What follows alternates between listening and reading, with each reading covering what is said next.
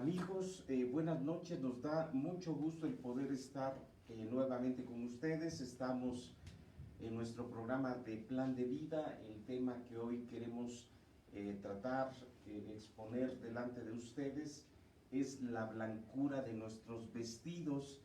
Es el séptimo tema ya dentro de Plan de Vida.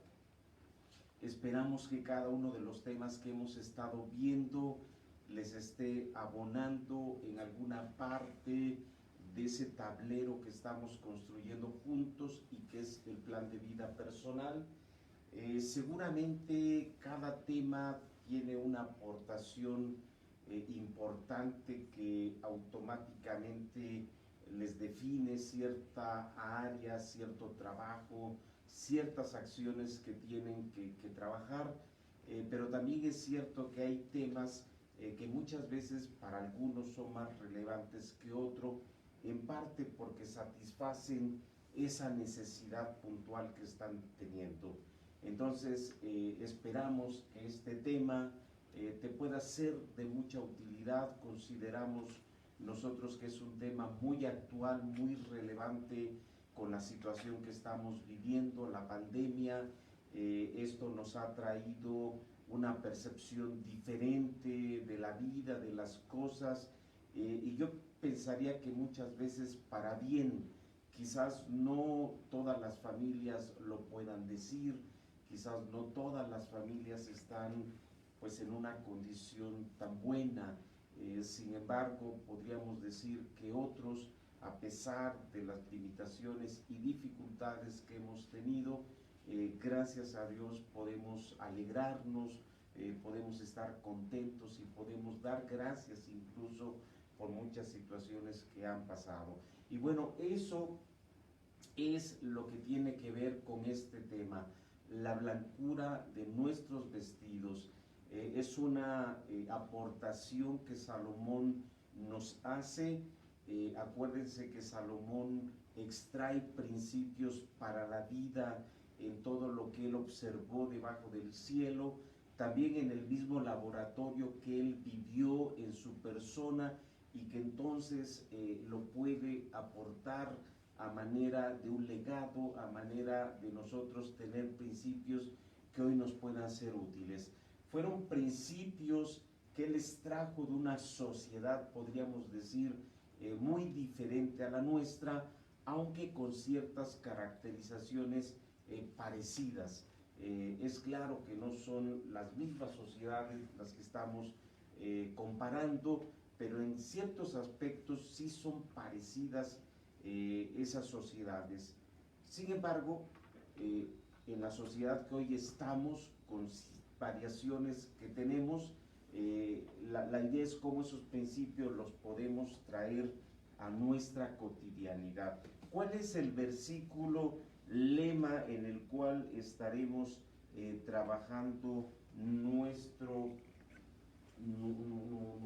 tema? Es Eclesiastés capítulo 9 versículo 8.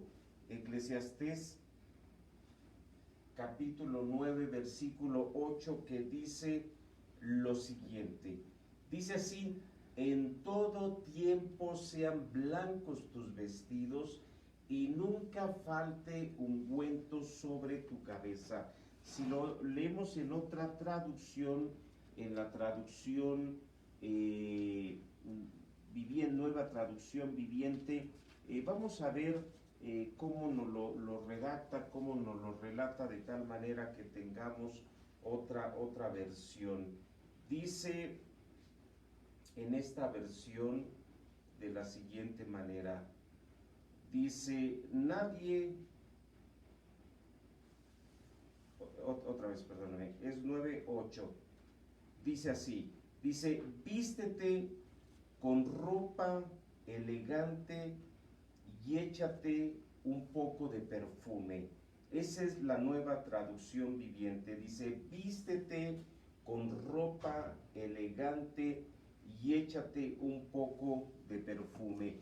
Esta versión, podríamos decir, es una versión más actual que trata de traernos un texto más antiguo, a una condición de vida más contemporánea. Sin embargo, lo importante de este texto es que está escrito en relación a la sociedad en la cual Salomón extrajo el principio, y entonces tiene que ver mucho con lo que en ese tiempo se conocía o cómo vivía la gente. Podríamos decir que es un tema muy simbólico, muy cargado de símbolos, y tenemos que entender esa simbología para poder extraerle el principio de vida que nos está queriendo decir el predicador. Hay dos aspectos a los cuales se está refiriendo de igual manera esta traducción, y es lo que tiene que ver con las vestiduras, y por ello dice, en todo tiempo sean blancos tus vestidos, pero también tiene que ver con aceite, tiene que ver con ungüento, tiene que ver con aquello a través de lo cual la persona ungía no solamente su cabeza, sino todo su cuerpo. Acuérdense, y si ustedes ven en la Biblia, pues muchos de los extractos aromáticos, muchas de las especies aromáticas están precisamente descritos en ese tiempo, en ese contexto, en esa sociedad, pero también en ese origen territorial. Si ustedes, por ejemplo, leen el Cantar de los Cantares que escribió Salomón, y es un canto de amor entre una pareja, van a encontrar mucha descripción de esas especies aromáticas, ¿sí? Entonces estamos hablando de una sociedad que valoraba mucho lo que tenía que ver con los ungüentos, con los extractos, con las especies aromáticas, pero también es cierto, yo se los voy describiendo, lo que estaba descrito en relación a las vestiduras. Entonces, ahí es donde está el mensaje central de este tema. En todo tiempo, no solamente en ciertos momentos, sino dice el predicador, que en todo tiempo sean blancos tus vestidos y que nunca falte ungüento sobre tu cabeza. Entonces vamos a entender a qué se refiere, y creo que para esto es importante que veamos un poquito del contexto. ¿En qué contexto él nos está escribiendo este principio? Dice en el capítulo 9 de Eclesiastés, a partir del versículo 2, dice, todo acontece de la misma manera a todos.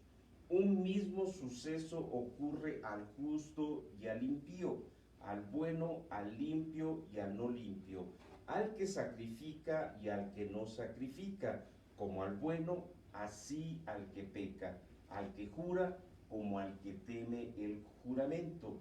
Este mal hay entre todo lo que se hace debajo del sol, que un mismo suceso acontece a todos, y también que el corazón de los hijos de los hombres está lleno de mal y de insensatez en su corazón durante su vida, y después de esto se van a los muertos.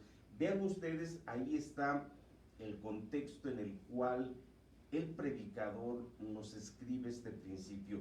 Ya hemos hablado acerca del día del bien, ya hemos hablado acerca del día de la adversidad, y cuando hablamos de ese tema nos referimos más al día de la adversidad, porque es el enfoque que el predicador le está dando mucho para entender el valor de la vida.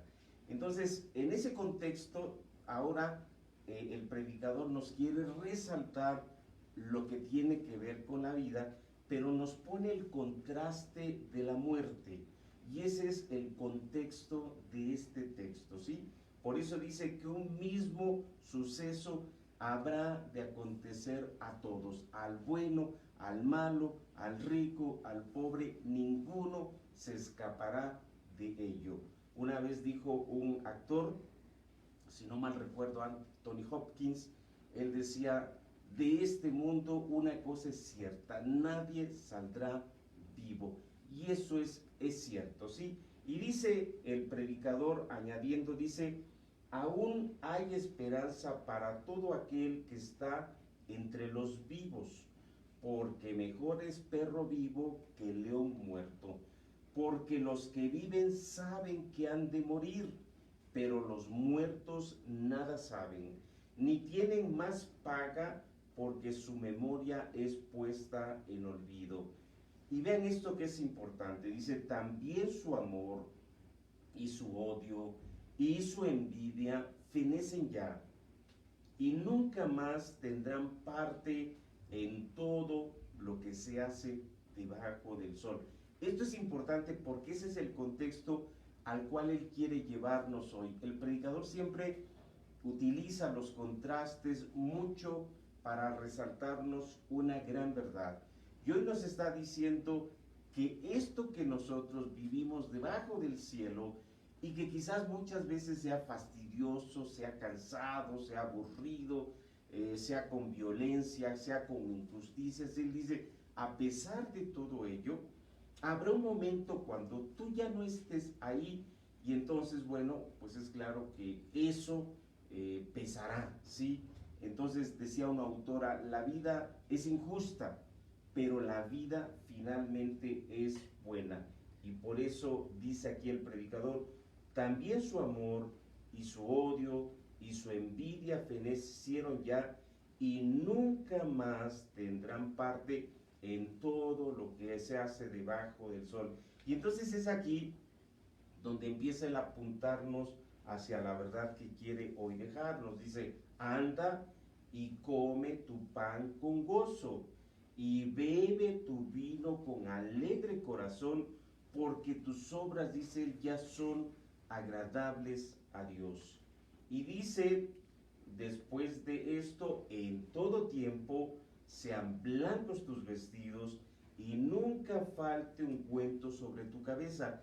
Y después de ese texto viene el que nosotros estuvimos, o con él estuvimos también estudiando la semana pasada, porque dice, goza de la vida con la mujer que amas todos los días de la vida de tu vanidad que te son dados debajo del sol, todos los días de tu vanidad, porque esta es tu parte en la vida y en tu trabajo con que te afanas debajo del sol. O sea, este tema tiene que ver mucho con todos los que hemos visto, pero se relaciona de manera directa con el que vimos de mejores son dos que uno. O sea, para nosotros poder sacar nuestra parte en esta vida que Dios nos ha dado, pues tenemos que valorar la importancia del compañerismo de nuestra esposa, de nuestro esposo, de nuestro compañero, de nuestra compañera, pero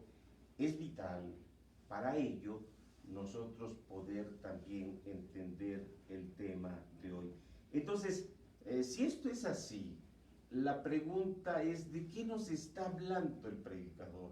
Cuando él nos hace esta invitación, ¿a qué se estará refiriendo? O sea, ¿por qué quiere llevarnos a ese contraste de la muerte? Bueno, porque él lo que quiere decirnos de manera importante es que estamos vivos y no muertos, ¿sí?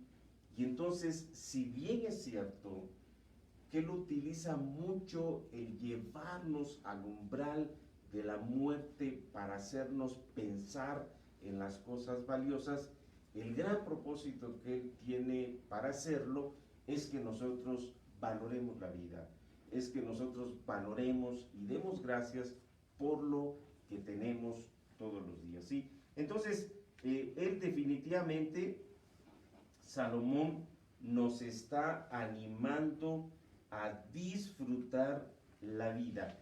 Ya lo leímos en otros dos temas, este texto que voy a leer, que está en Eclesiastés 8, versículo 18, 15, perdón, donde dice el predicador, por tanto, alabé yo la alegría que no tiene el hombre bien debajo del sol, sino que coma y beba y se alegre, y que esto le quede de su trabajo, los días de su vida que Dios le concede debajo del sol. Entonces, para el predicador es muy importante el que celebremos la vida y el que celebremos la alegría. Él por eso dice, yo alabé la alegría. Y la descripción que él da de alegrarse es una descripción muy cotidiana. O sea, es una descripción muy sencilla en términos del alegrarnos. O sea, el alegrarnos no tiene que ver con grandes cosas.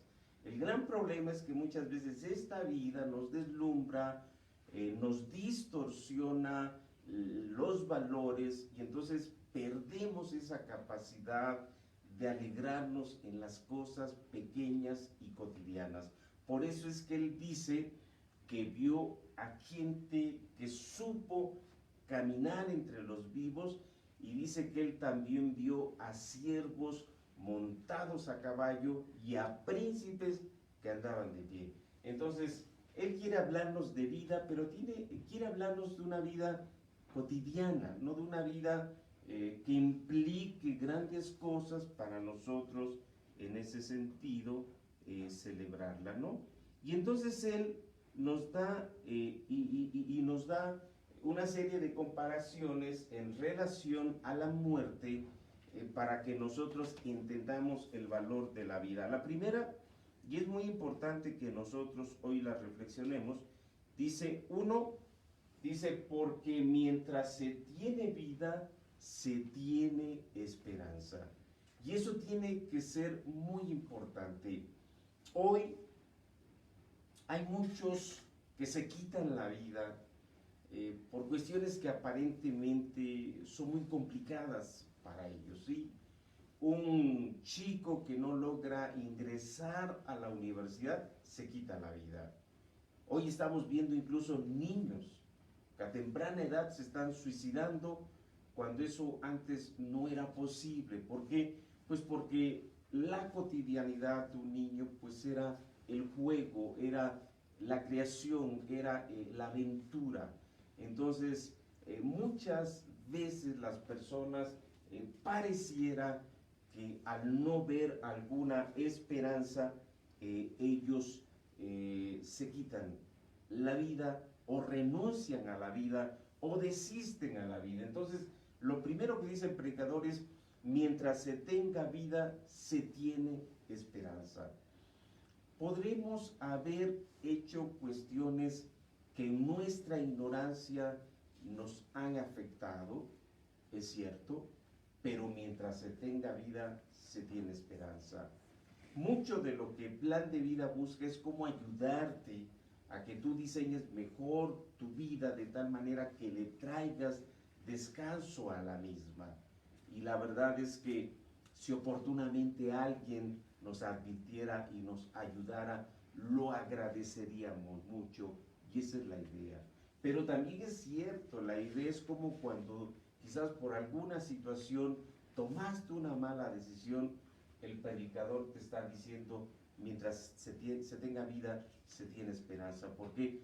Porque hay la posibilidad de rehacer ello si nosotros entendemos, si nosotros reflexionamos cómo hacerlo.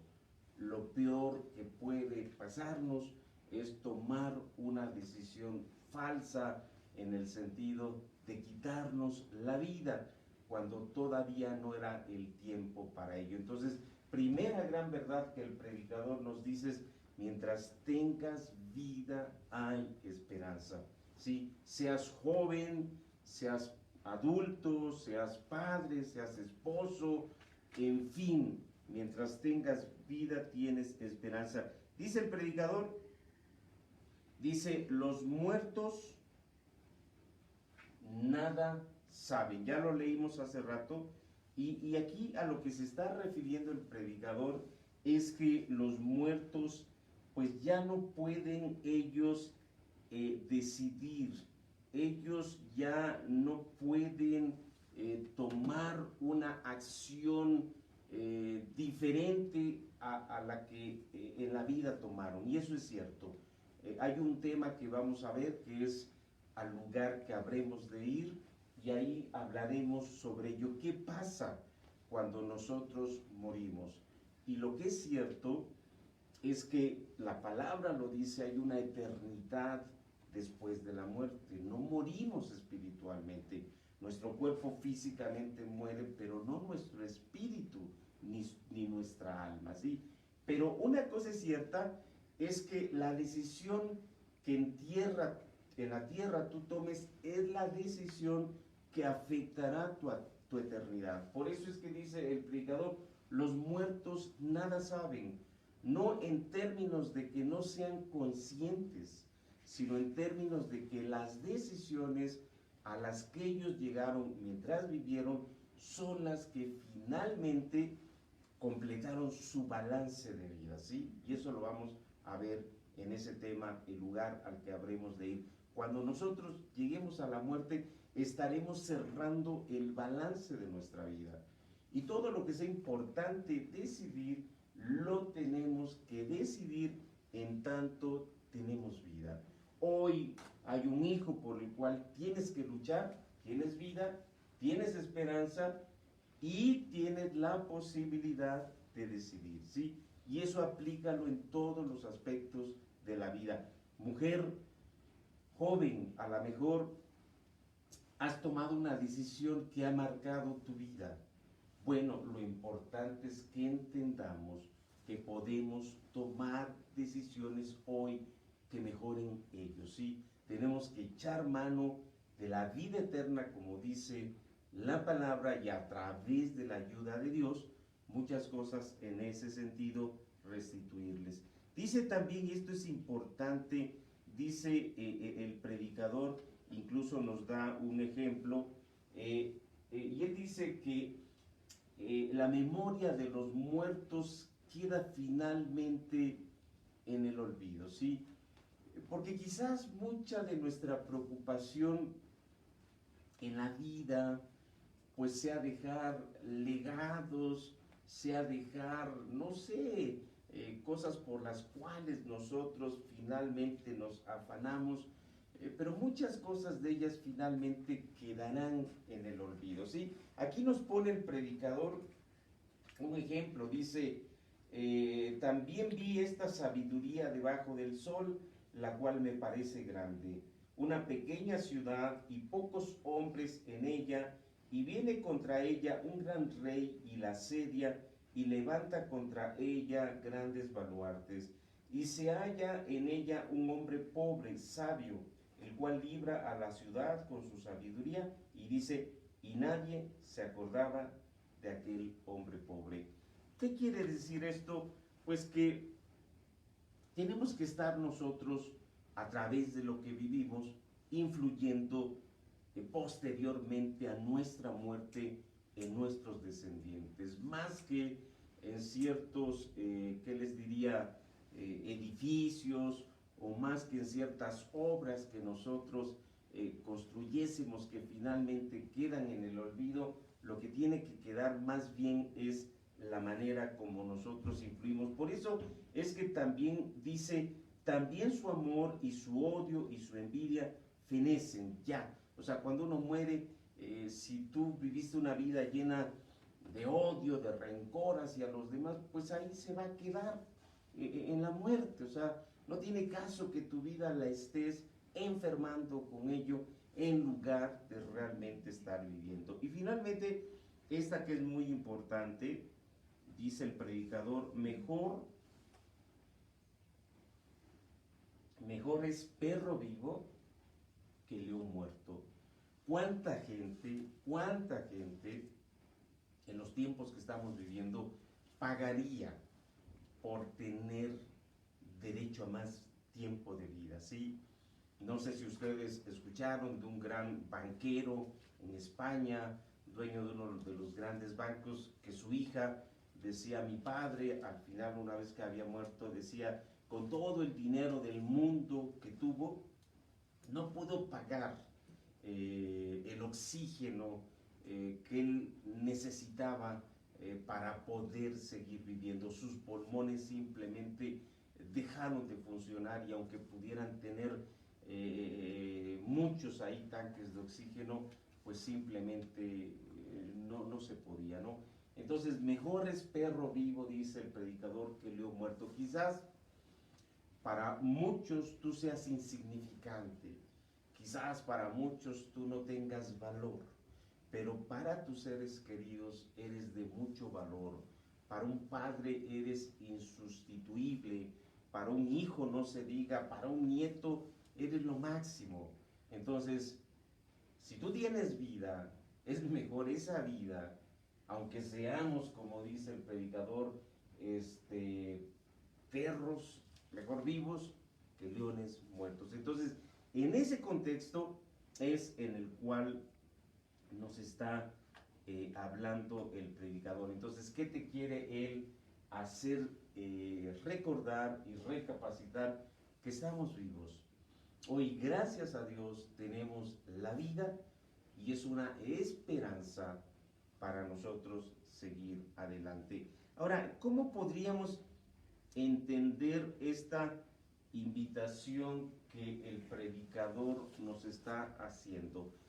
Son varios principios los que están en este texto, están muy reflejados en la sociedad de ese tiempo y vamos a tratar de extraerlos. Primeramente, él dice, en todo tiempo,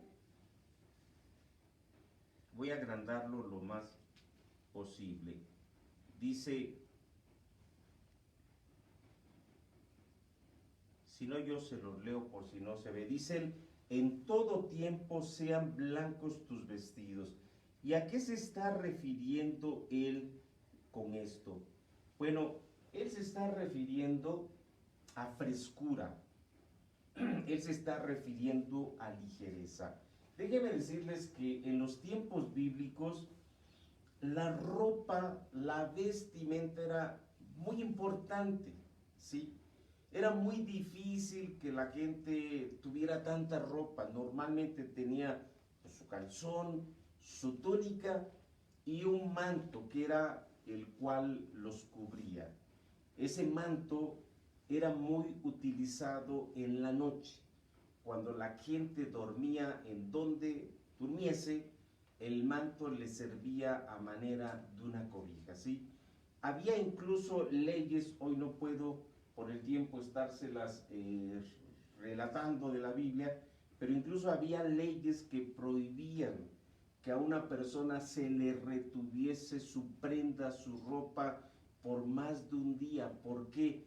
Porque así dice la palabra, su vestimenta era su prenda con la que dormía, ¿sí? Entonces era muy difícil que la gente tuviera tantas túnicas.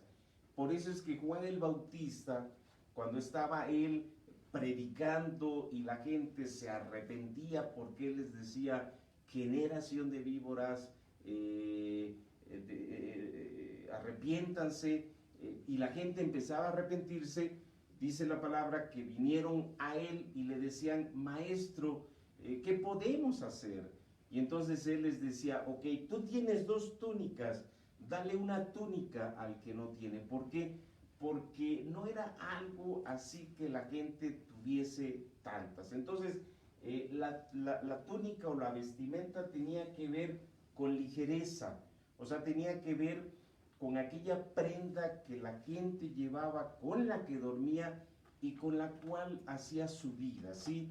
Es muy interesante que Jesús, cuando manda a sus discípulos a predicar, y dice Mateo 10, que les dice que no lleven 2 túnicas, que solamente lleven una. Entonces, la vestidura tenía que ver con la ligereza para vestir y para vivir todos los días. Y por eso también la blancura. ¿Por qué? Porque siendo que era quizás 1 o 2 túnicas las que tenían, pues se volvía importante el que sean siempre blancos tus vestidos. Serán los mismos, pero bien limpios, ¿sí? Y no se diga frescura, estamos hablando de un clima semidesértico, un clima donde las radiaciones son muy fuertes y efectivamente el mejor color para refractar la luz del sol es el blanco. La gente no utilizaba colores oscuros, incluso El color oscuro era símbolo de duelo, el silicio. Cuando una persona estaba triste o estaba de luto, se vestía de silicio, de oscuro, ¿sí? Pero lo normal era la blancura para poder refractar los rayos del sol y en ese clima semidesértico vivir su vida. Es cierto, tenía que ver con limpieza, blancura. Ahora, acuérdense, un clima semidesértico, sin mucha agua, entonces la limpieza era muy importante, que esas vestiduras estuvieran lo más blancas posibles. Definitivamente tenía que ver con pureza. Mientras más blancura, más pureza. De hecho, en la Biblia se habla que los convidados a las bodas del Cordero, dice que vestirán lino y lino finísimo. O sea, un lino es un color blanco y en ese sentido es pureza.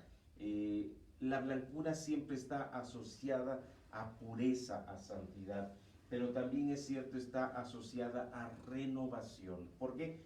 Porque en la medida que una persona mantiene esas vestiduras blancas, es un síntoma o símbolo de vida, de renovarse, de no añejarse, de no aislarse o en ese sentido no abandonarse como persona. También es cierto, y esto es muy profundo para poderlo ver en detalle, pero también la vestidura tenía que ver con las etapas de la vida. Por ejemplo, José el soñador, dice la palabra que su padre Jacob le hizo una vestidura, una vestimenta de colores, porque era su hijo consentido, su hijo preferido, ¿sí? Las doncellas, las vírgenes, por ejemplo, vestían túnicas de colores, porque eso simbolizaba que eran vírgenes, que eran doncellas, que estaban en la etapa de decidir por la etapa de su vida que venía adelante. Entonces, hay varias descripciones donde podemos ver que las vestiduras estaban asociadas a la etapa de vida, como también es cierto a la clase social. Por ejemplo, el vestirse de púrpura. Nos dice Lucas, hablando del hombre rico, que él vestía de púrpura, un color que denotaba poder, pero también denotaba en ese sentido riqueza, ¿sí? Entonces, tenía que ver la vestimenta también con los anhelos, con las expectativas que tenía la persona hacia su vida y por lo tal mantenía esa vestimenta en su etapa y en su momento justo. Es cierto, esto estaba muy relacionado también con la gratitud. Las vestiduras blancas era el estar agradecidos con la vida, el estar agradecidos con lo que tengo o con lo que no tengo y el estar agradecidos con una nueva oportunidad de la vida, con la humildad, no se diga, y con la alegría, ¿sí? Dice Proverbios, el corazón alegre que dice satisface la vida, sí, pero el espíritu triste dice seca los huesos. Entonces, la alegría tenía que ver pues con esa actitud de la persona de vida, ¿sí? Ahora, ¿qué significa la otra parte? Porque acuérdense que también dice el predicador que nunca falte ungüento sobre tu cabeza. Aquí igual tenemos que referirnos al tiempo antiguo y el aceite o los ungüentos tenían que ver mucho con la hermandad, con la restauración. Cuando una persona pues caminaba un trayecto aún dentro de una ciudad, pues estaba sometida a los rayos del sol. Entonces cuando llegaba a una casa era de buena manera, de buena, que diríamos, de buena recepción, el que el dueño de ese hogar le ungiera aceite en su cabeza. Por eso es que el Salmo 23 habla sobre ello y dice, unges mi cabeza con aceite. O sea, era una práctica de hermandad, de hospitalidad, el que a una persona se le ungiese el aceite. Entonces, era hermandad, pero también es cierto, era restauración por ese calor que había estado afectando la cabeza de la persona. También es cierto, y esto lo podemos ver nosotros mucho en la Biblia, tiene que ver el aceite con unción, con poder. Los reyes eran ungidos con aceite, los sacerdotes eran ungidos con aceite, y ello implicaba que ellos estaban consagrados para Dios, pero también que tenían un poder y una presencia divina que Dios les daba. Por eso es que, por ejemplo, cuando David es perseguido por Saúl, y David tiene varias ocasiones de poder hacerle daño a Saúl, David dice: no, yo nunca haré nada en contra del ungido de Jehová. ¿Y a qué se refería con ungido? A que había sido pues llenado con aceite sobre su cabeza, y eso denotaba presencia divina, denotaba poder, pero también es cierto, y bien al final, denotaba consagración, consagración. También es cierto que el aceite y los ungüentos estaban muy relacionados con el olor grato, con la preparación. ¿Se acuerdan que nuestro Señor Jesús, estando en Betania, viene una mujer y lo unge precisamente con un perfume muy costoso de nardo? Los discípulos se molestan porque dicen, pues ese perfume valía casi lo de un año de trabajo, y ellos dicen, o uno de ellos dice, Judas, pues ¿por qué mejor ese perfume no se vendió y se dio a los pobres, no? Y Jesús dice: no, porque ella está viendo lo que ustedes no ven. ¿Por qué? Porque ella me está ungiendo sabiendo que seré llevado a la muerte. Entonces, el ungüento sobre nuestra cabeza de alguna manera tiene que ver con que nosotros estemos conscientes y preparados por si en cualquier momento somos llamados. Quizás eso a veces se nos pasa también, el decir: es cierto, vivo la vida y la disfruto, pero tengo que estar consciente pues que en cualquier rato algo pudiera suceder y tengo que estar preparado. Decía una película muy vieja, decía: nunca te vayas sin decir adiós. ¿Y a qué se refería a ello? Que siempre tienes que estar consciente en tu vida que tienes que estar preparado. Y es cierto, también tiene que ver el aceite con sabiduría. Dice este proverbio que en la casa del justo hay aceite, y eso tiene que, en la casa del sabio hay aceite, y entonces el aceite también tiene que ver con sabiduría y finalmente consagración. Ok, con todo este contexto simbólico que nos relata el tiempo antiguo, podemos ahora sí entender lo que Salomón nos está queriendo decir con esta declaración. Lo primero que él nos está queriendo decir es que manifestemos vida, ¿sí? Que optemos, que le demos a la vida el lugar que debe de tener, ¿sí? O sea, alegrémonos. Él por eso dice: alégrate, alégrate. En todo tiempo sean blancos tus vestidos. Después dice: goza de la vida con la mujer que amas.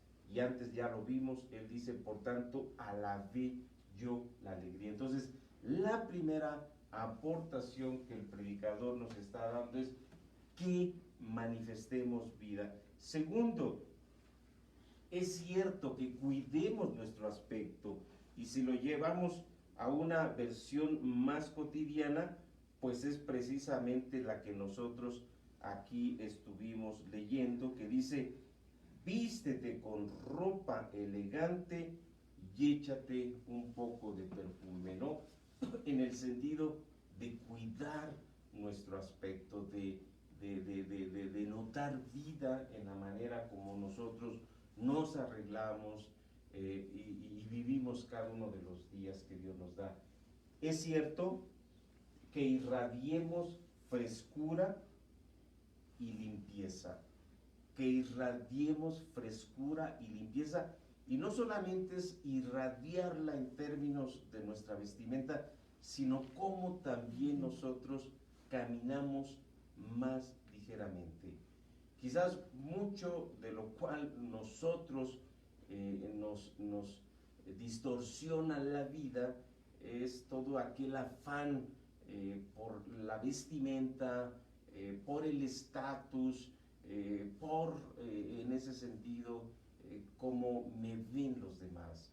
Y hoy lo que estuvimos viendo es que la vestimenta tiene que ver también con ligereza, en decir cómo caminas más ligero, cómo llevas menos peso, y en ese sentido cómo irradias frescura, cómo irradias también ligereza, ¿sí? Dice el tercero, que irradiemos frescura y limpieza. El cuarto, que seamos olor grato, ¿sí? Que tú seas una persona recibida, que seas una persona que sea agradable escuchar, que sea una persona que a través de lo que habla vida.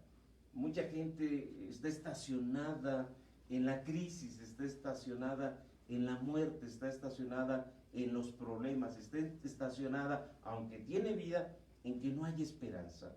Y entonces, pues muchas veces es cansado estar con personas así, ¿sí? Dice la anécdota de aquella persona que estaba ahí dormida en una parte, y llegan unos niños y le untan los bigotes de queso echado a perder, y entonces cuando él se levanta y empieza a oler, dice, esta casa apesta. Y entonces se va a otro lugar, y ya que llega ahí dice, este lugar apesta. Y finalmente dice, este mundo apesta. Y no es tanto que la casa, la ciudad o el mundo apestase, sino que en los bigotes él estaba llevando ese queso añejo. Entonces muchas personas no son olor grato, y quizás nosotros pudiéramos ser parte de esas personas, donde entonces nuestros hijos, nuestros amigos nos rehuyen. ¿Por qué? Porque dicen, híjoles, no puedo hablar con él. ¿Por qué? Porque lo que habla no es un olor grato. Y esto es importante, que cuidemos nuestra oportunidad y libertad. ¿Por qué? Porque hoy estamos viviendo en un mundo que nos avasalla, que nos lleva a que no estemos respetando los tiempos y las etapas que Dios nos da. ¿Y eso qué trae a nuestra vida? Pues trae falta de descanso, trae problemas, y muchas veces el sentirnos con aflicción de espíritu porque no supimos esperar los tiempos adecuados. Y acuérdense que vestimenta, de acuerdo al tiempo antiguo, tenía que ver también con esas etapas. Si era la etapa de la doncella, pues ella tenía las expectativas para su vida de esa etapa. Y por eso dice un proverbio, que las aguas que son tuyas sean para ti, que no se vean derramadas por extraños. Y eso se refiere a ello. Cuidemos nuestra oportunidad y nuestra libertad también. Una persona que llega por alguna cuestión legal a la cárcel, pues realmente es tremendo, ¿sí? Yo me gusta ver un programa en la tele que se llama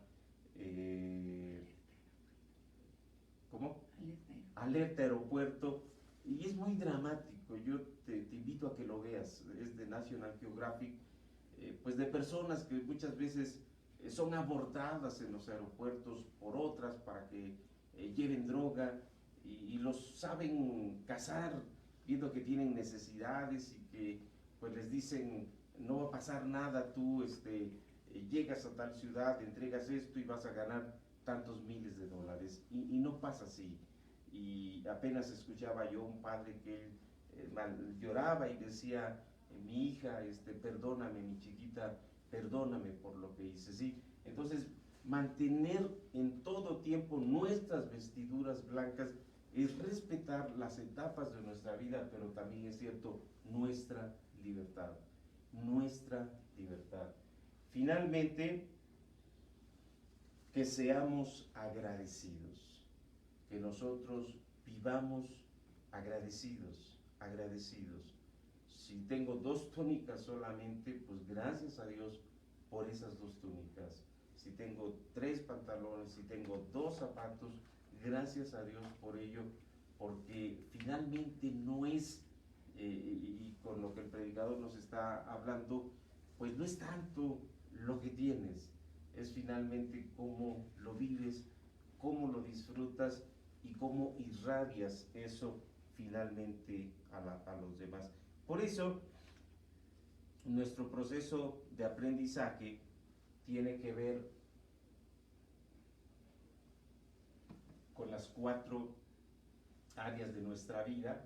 Son 3, ya lo hemos visto, son 3 porque es la parte de nuestro espíritu, es la parte de nuestras emociones y es nuestro cuerpo, pero estoy separando la parte intelectual o nuestra mente, que es parte de nuestra alma, porque es muy importante en este tema, ¿sí? Dice Proverbios que tal cual nuestros pensamientos, nosotros somos. O sea, tal cual nosotros pensamos, nosotros vivimos.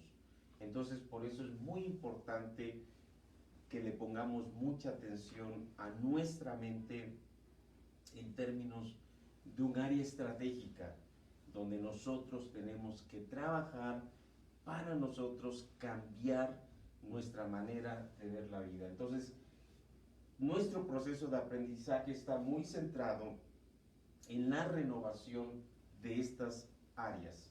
La espiritual, que es lo más profundo, la emocional, que viene después, la intelectual y finalmente la física.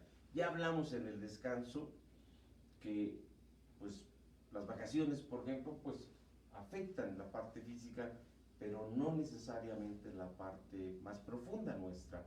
Y entonces tenemos que también tener maneras de trabajar esas áreas. Ok, ¿cuáles son las preguntas? Primera pregunta. Dice, ¿cuánta gente depende de tus ganas de vivir? Es una pregunta muy importante. Quizás a veces nosotros no recapacitamos en ello. Oye, ¿cuánta gente depende de mis ganas de vivir?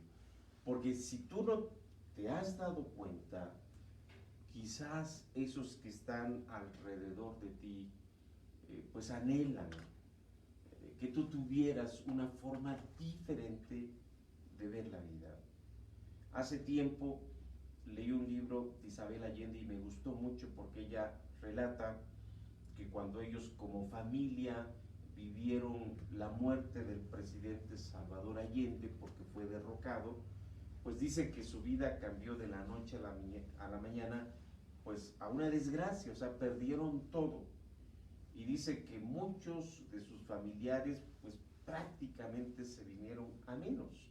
Pero dice Isabel Allende que ella tenía un tío que él veía la vida de manera diferente.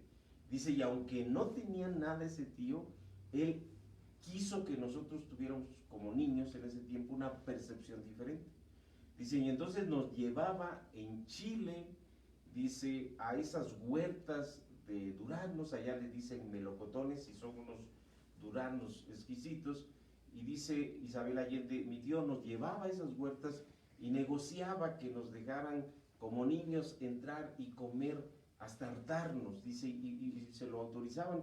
Dice, entonces él nos enseñó que a pesar de que vivíamos en tiempos de crisis, podíamos comer hasta reventar y reír hasta no poder. Y entonces ella decía, si yo como escritora, que es una escritora muy buena, dice, si yo como escritora mi mente la tengo tan amplia para escribir, mucho tuvo que ver cómo influyó ese tío, que de una tragedia él nos hizo una percepción diferente de vida. Entonces, ve qué tan importante es esta pregunta. ¿Cuánta gente depende de tus ganas de vivir? ¿Por qué?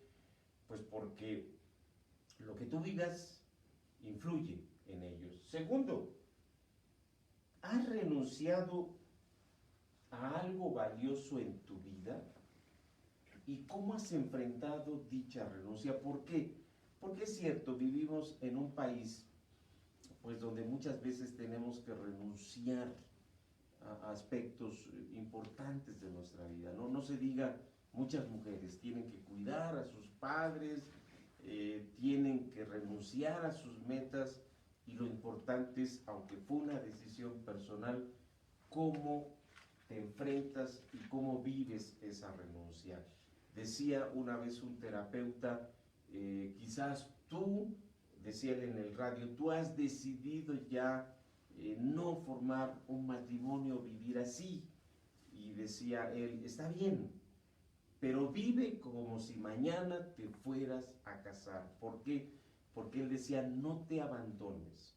A lo mejor por alguna razón tú renunciaste a algo, pero tú vive con una percepción diferente de la vida.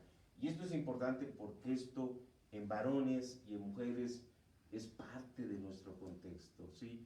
En muchas maneras se da, ¿sí? Entonces, ¿cómo reacciono a ello y cómo vivo después de ello, ¿sí? Pregunta, dice, ¿estás ejercitando tu cuerpo? ¿Estás ejercitando tu mente? ¿Estás ejercitando tu alma? ¿Estás ejercitando tu espíritu? Por ejemplo, ¿cuánto el hacer deporte nos ayuda en nuestra percepción de vida? Mucho. ¿Cuánto el que nosotros estemos renovando nuestros pensamientos nos ayuda en nuestra percepción de la vida? Mucho, ¿sí? Una buena película, un buen libro, automáticamente nos trae ideas que nos pueden ayudar, ¿sí? No se diga cuando trabajamos los aspectos emocionales y los sentimientos que están en nuestra alma, ¿sí? Cuando tú, por ejemplo, vas a un lugar a ayudar, a un albergue, a un lugar de necesidad, ello automáticamente cambia tu manera de pensar. Incluso muchas gentes encuentran su estilo de vida a partir de salirse de sus propios sentimientos y empezar a ir a ver otras personas en condiciones incluso más difíciles. No se diga, y es lo más importante, la parte espiritual. ¿Cómo estás trabajando el espíritu que tienes en tu vida? Un autor lo dijo, en cada persona hay un hueco del tamaño de Dios. Ese hueco es nuestro espíritu. El único que lo llena es Dios, ¿sí? El único que lo satisface es Dios. Y entonces tenemos nosotros que pensar ello. ¿Cómo lo estoy alimentando? ¿Llevo una rutina religiosa o realmente estoy decidido a buscar a Dios en la quietud, en la soledad, en su palabra, de tal manera que mi espíritu empiece a tener vida? Y dice la pregunta central de nuestra tarea, dice, define 3 acciones que realizarás para mejorar tu imagen y tu actitud. ¿Por qué tu imagen y tu actitud? Porque tu imagen tiene que ver con lo que tú manifiestas. Tu imagen tiene que ver con lo que tú irradias. Y es claro que la imagen y la actitud tú no la puedes cambiar a menos que haya un cambio profundo en tu vida, ¿sí? Yo puedo cambiarme el corte de pelo, yo puedo cambiarme algunos aspectos, pero lo que tiene que ver con la actitud de cómo yo estoy enfrentando la vida y cómo la estoy viviendo, tiene que ver con aquello muy profundo que va irradiando de nuestro espíritu a nuestras emociones, a nuestra mente, a nuestro cuerpo. No hay, yo te podría decir, necesariamente un lugar por el cual comiences. Puedes comenzar con las 4 áreas de tu vida. Lo importante es que te lo propongas. Lo importante es que tú reconozcas que esto es valioso, que lo quieres hacer y que entonces tú digas, ok, ¿qué puedo y por dónde comenzar? De tal manera que yo me lo establezca como un propósito y lo empiece a trabajar. Y entonces vas a ver que este principio que el predicador nos está hoy dando se convierte en algo muy valioso, no solamente para tu vida, sino para la vida de los que están alrededor de nosotros. Nuestros hijos van a ser más competentes en lo que están haciendo cuando ellos vean a personas en sus padres felices. No se diga, pues al rato los que son jóvenes, cuando emprendan su matrimonio, eso va a ser muy valioso. Pues bueno, este es el tema, esta es la aportación del predicador. Creo que deberíamos de tenerlo en un gran marco ahí en nuestra casa, en nuestra oficina, en nuestro despacho, que todos los días nos impulsaran a ello. En todo tiempo sean blancos tus vestidos y nunca falte ungüento a tu cabeza. Somos Vida y Comunidad. Mi nombre es Juan Antonio Hernández, mi esposa Estela Rivera. Por favor, compártenos tus tareas, compártenos cómo estos temas te están siendo útiles y cómo te están ayudando en este diseño de vida. Y eso para nosotros es algo pues también importante y muy valioso. Te damos las gracias y te pedimos que estés con nosotros la próxima semana. Ya estamos en el 7º tema, ya estamos prácticamente para cerrar el programa y vienen esos temas de cierre, vienen esos temas que son a manera como de un balance final en nuestra vida y vas a ver qué importantes son. Muchas gracias y buenas noches.